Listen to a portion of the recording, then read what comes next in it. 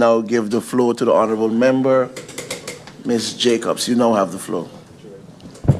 Thank you, Mr. Chairman. Good morning to you. Good morning to the Griffier. Good morning to my colleagues and, of course, the Honorable Minister, Chief John, and the rest of the staff of the Ministry of Justice, all in the Tribune and all following this broadcast. Mr. Chairman, firstly, let me apologize for my late arrival. So I wasn't here to, give notifications, but I listened to the answers as much as I could follow, and I cannot, I was not going to say anything, to be honest, but it has to make sense. I understand, I've sat in the seat, I understand decisions needed to be made, and I can remember being in a very serious situations where when the decision isn't made yet, you ask people, please, X, Y, and Z. So I'm trying to understand from the minister in his answers, just like my previous colleagues, because we had our first public meeting, and some people were like, yeah, but we wasn't sure we were allowed to come because it sounds like NA is breaking the laws. I needed to be very clear from the answers of the minister, because based on what he said last week is why the cancellation did not take place. We only canceled the one that couldn't be put back on that day, which was the 25th, as our schedule had put out. So I need further clarity from the minister, because decisions taken that require a long time, it needs to be explained that there's no legislative basis, because this is creating even more confusion within the community.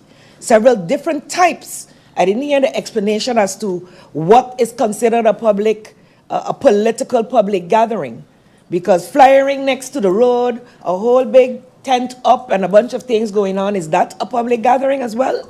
So I need proper clarity, because it's not only a public meeting that was held by particular parties. Several parties are having other types of gatherings. And if the minister stands by what he said last week, that you can continue, then that needs to be clear. And then what MP Westcott said, it needs to be further clarified in if something comes out, and if it's only impacting the election date, fine. But if it's for the immediate, we need to know in time, because there's planning and preparation that goes into every single event that takes place. And it creates confusion, not only among the parties, but among the electorate. So, Mr. Chairman, I'm not going to, say what I think about the manner in which communication is taking place, but I really don't find that the answers provided give any clarity whatsoever to the confusion that exists, not just within the members of parliament, but within the people. And I don't know if it was addressed, but did any answers come in terms of, since the last set of shootings that took place, that definitely are not politically motivated? How is that being addressed? Because from what I'm hearing, we need to prepare on a different level now. So I don't know if that constitutes a new question. If so, forgive me, but I think definitely the people need to know what's going on with the realities of that shooting. Thank you, Mr. Chairman. He spoke already. Clarification. I thank you very much, MP Jacobs. I see also, again, the Member of Parliament Duran would like for clarification. Yes, thank you, Mr. Chair, for the indulgence. I did miss one extra point as I was going through the clarifications, and when MP Irian spoke, it sparked my brain back, because I want to understand this, Mr. Chairman. Based on the response given last week by the Honorable Minister, which was basically go ahead, I'm getting the feeling that he is not in agreement to put all these conditions in place. And at the same time, the minister said today that the decision was unanimous. I know I was in the Council of Ministers, and I know you don't speak about who vote where or what. Once it's a decision by a majority, it is a decision by the Council. You can't run from it. So it's not in Parliament where you could, walk out from voting and then it'll be aligned. So that's a total different story. And also listening through you, Mr. Chairman, to my colleague Bruch, it confuses me, because you, Mr. Chairman, mentioned on the radio that you were not in agreement and you were not informed. And the Honorable Prime Minister mentioned that he makes sure that his MPs are informed and up to date. But when I listen to my honorable colleague here, he doesn't seem that he's up to date with what the Prime Minister is doing. Again, Mr. Chairman, it is very, very confusing. I'm getting messages right now as we speak because the people need to know which direction we are going. Is it left? Is it right? Is it in the middle? Is it in the village? Please, just give some clarifications because at this point in time, we are 17 days away from a very historical moment in our history where we will pave the way for our future, and the people are confused. Please, Mr. Minister, through you, Mr. Chairman, unconfuse the people of St. Martin, because the messages that I'm receiving it's overwhelming, and I cannot answer them because I'm not privy to information that you all have as ones in the seat and over national security and so forth, but it needs some clarity. Thank you, Mr. Chairman. I thank you very much to the Honourable Member Duran. I look at the speakers list. I now give the floor to the Member of Parliament, La Cruz. You now have the floor. No need? I thank you very much. I now give the floor to the Honourable Member of Parliament, Rosberg. You now have the floor.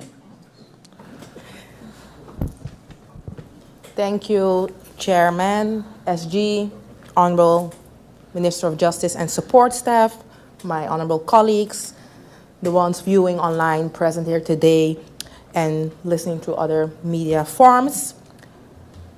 In regards to my clarifications and all that my other colleague MPs have mentioned, and the fact that through you, Mr. Chair, the Honourable Minister stated that currently the finalization is by legal affairs, can we get a clear deadline when this will be finalized? So I'm hearing the near future. I would like a deadline.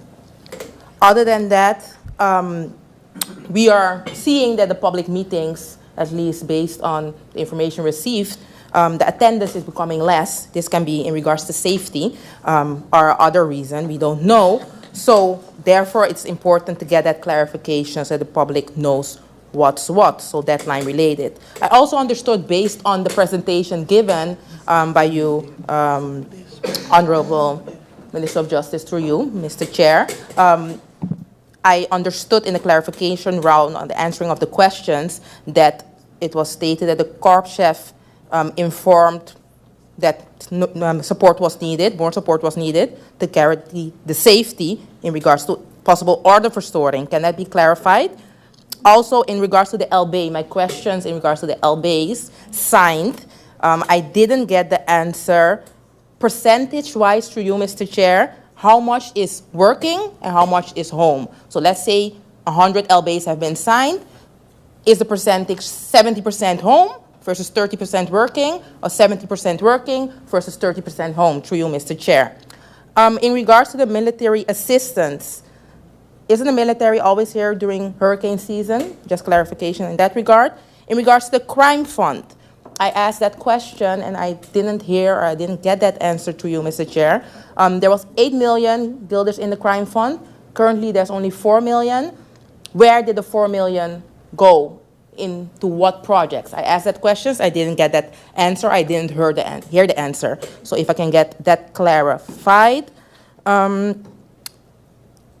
Also, in regards to the ankle bracelet, I understood that through you, Mr. Chair, that the Honourable Minister answered me and said that currently 2 are actively in use, and then it was mentioned limited capacity, certain conditions are not met.